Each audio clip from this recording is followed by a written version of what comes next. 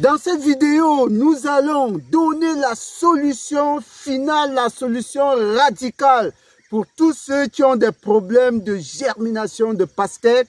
Oui, aujourd'hui, nous nous rendons compte dans notre site de pastèques qu'il y a beaucoup de problèmes.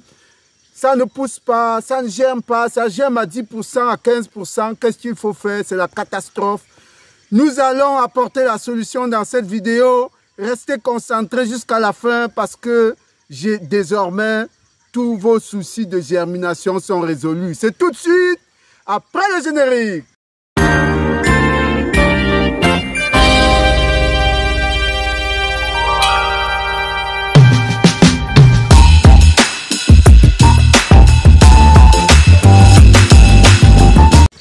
Chers agripreneurs, une fois de plus, bienvenue à la ferme intégrée de Ngoumou. Moi, c'est Roméo Lado, agripreneur, apiculteur, coach, votre motivateur.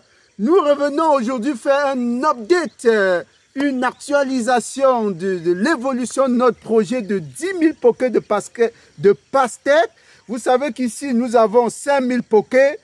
En évolution depuis pratiquement un mois, on a fait le semis. Aujourd'hui, vous allez voir à quel niveau nous en sommes.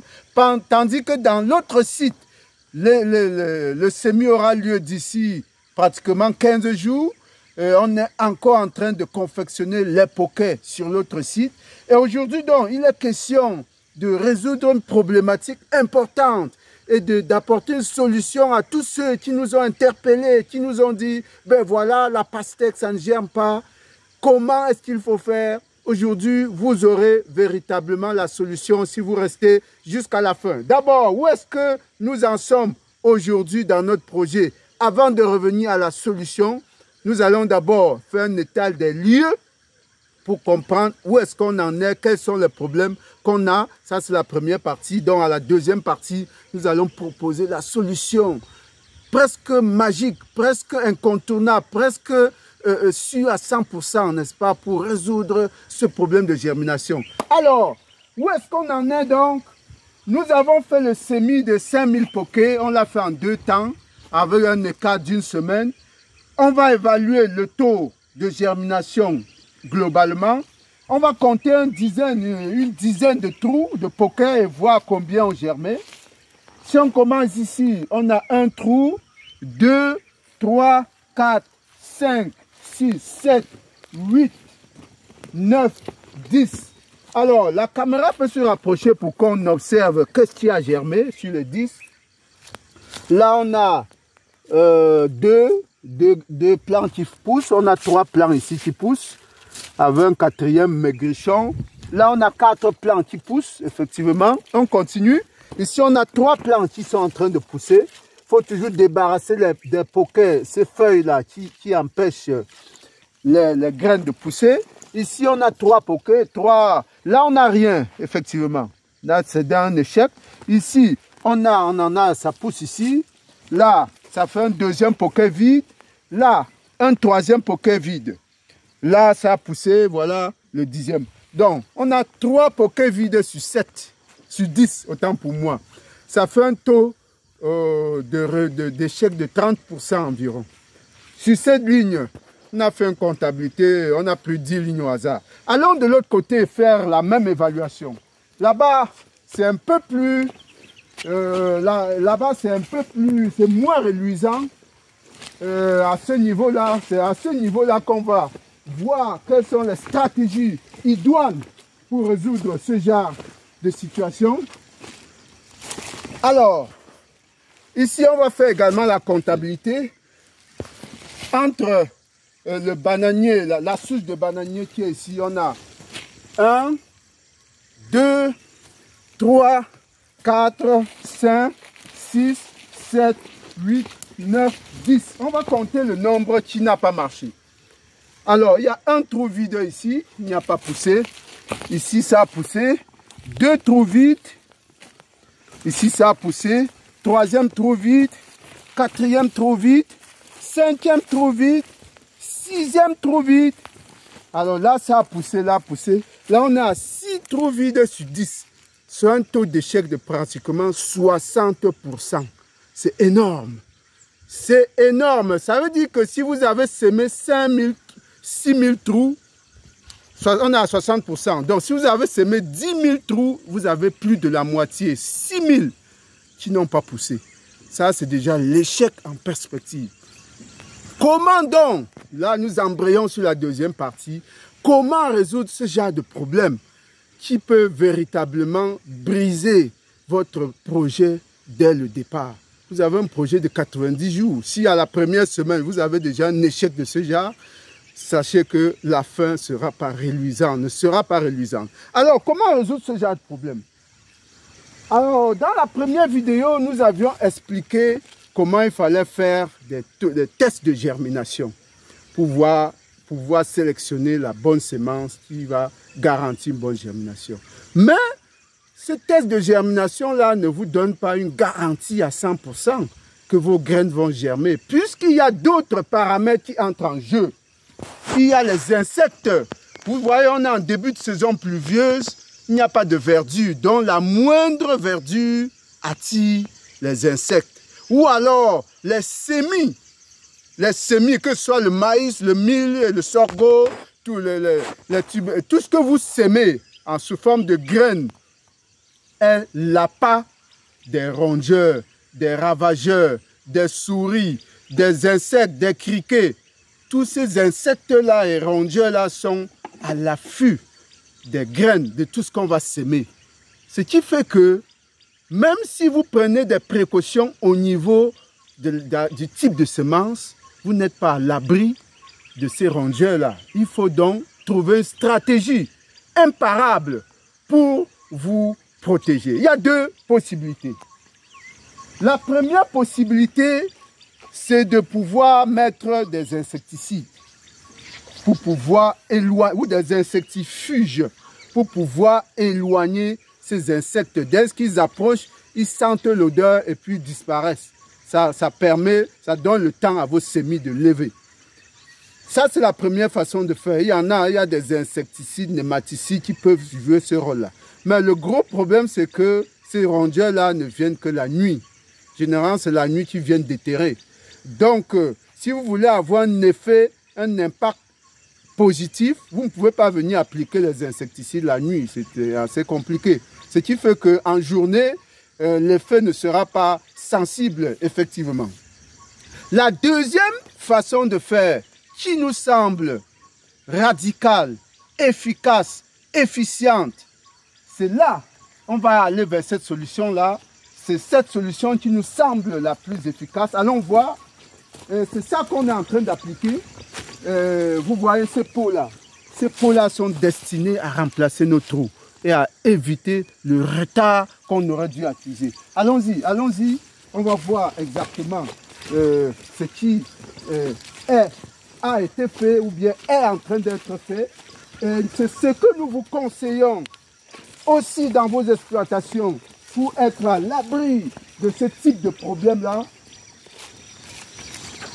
Alors, ce qu'il faut faire, c'est quoi concrètement? Dès que vous êtes en train, n'est-ce pas, de faire vos semis, vous préparez en parallèle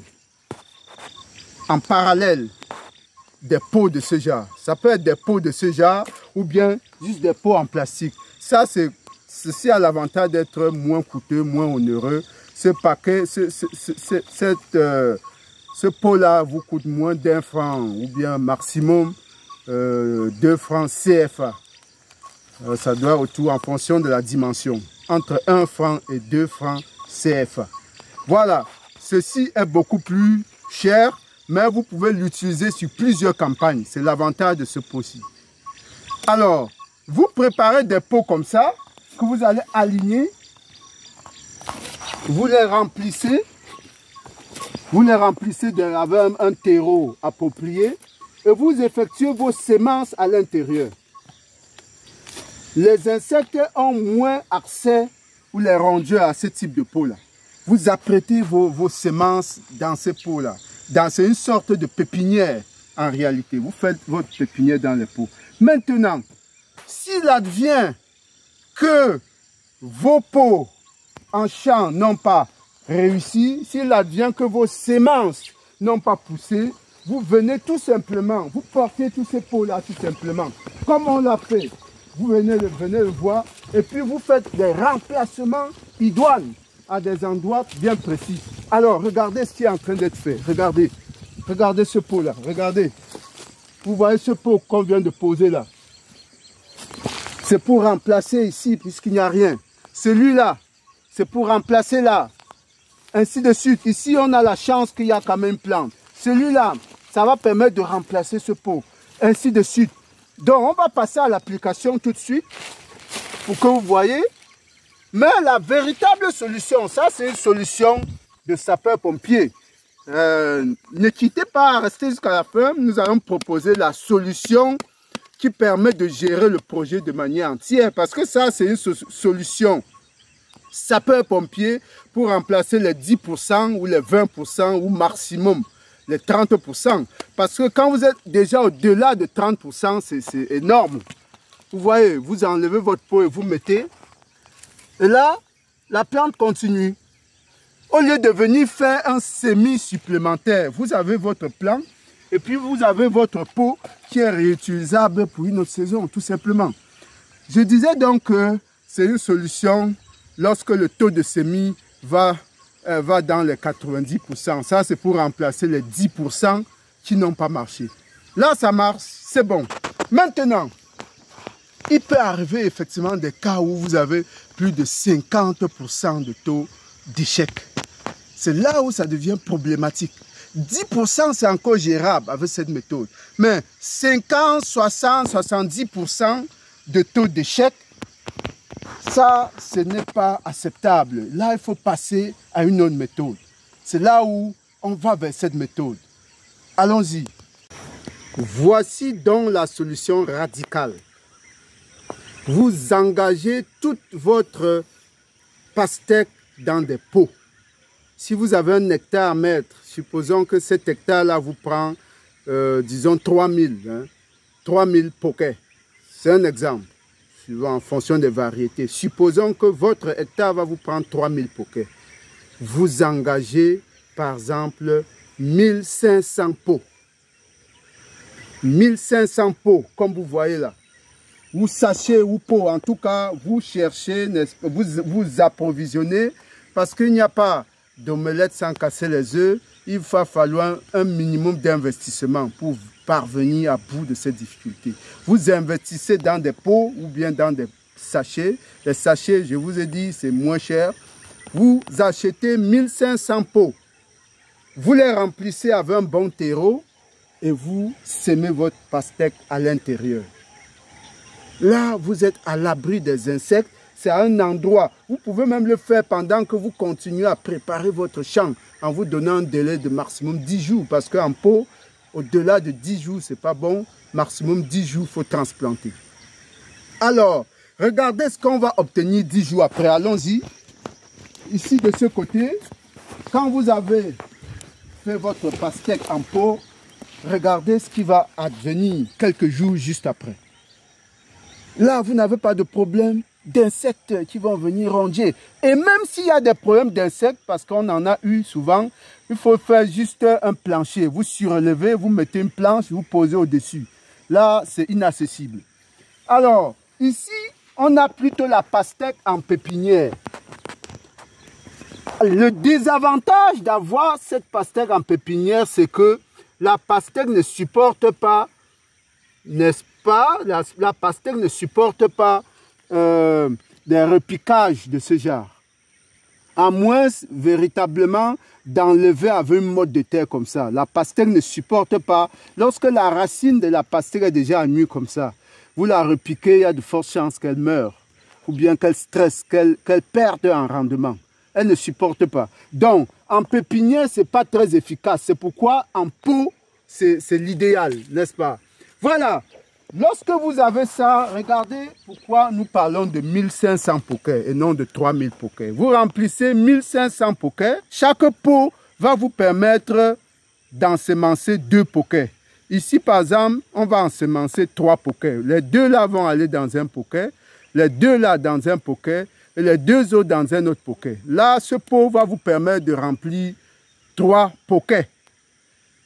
Vous voyez, donc ça c'est ultra efficace. Mais on a dit 1500 pots, on a parlé de 1500 pots par mesure de prudence, en supposant qu'un pot peut remplir juste 2 poquets. Donc on va aller tout à l'heure, tout de suite à l'application pour voir comment ça se passe. Vous voyez les pots vides qui n'ont pas germé. On va tapoter ainsi pour décoller la terre du pot. Généralement, on arrose un tout petit peu avant de faire ce travail pour faciliter le décollage. Vous voyez comment ça se décolle facilement.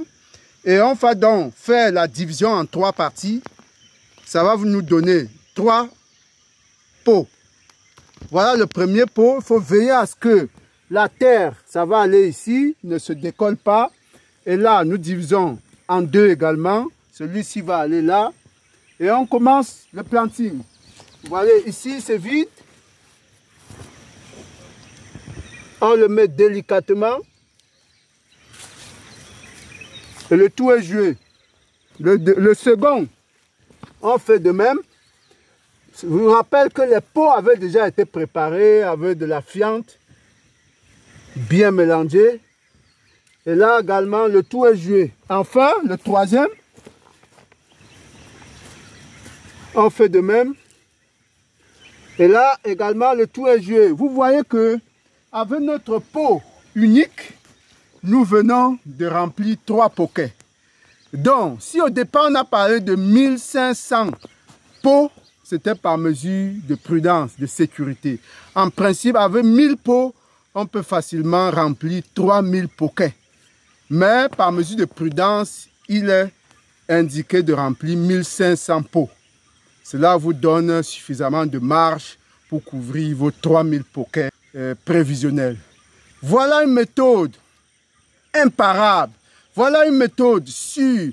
Voilà une méthode incontestable qui vous permet de venir à bout de ce problème d'insectes qui paralyse beaucoup de projets, qui paralyse le démarrage effectif de plein de projets. Véritablement, vous avez la solution. Allez-y, foncez, n'hésitez pas, ça marche. Nous l'avons appliqué, nous y sommes. À très bientôt pour d'autres astuces. Merci.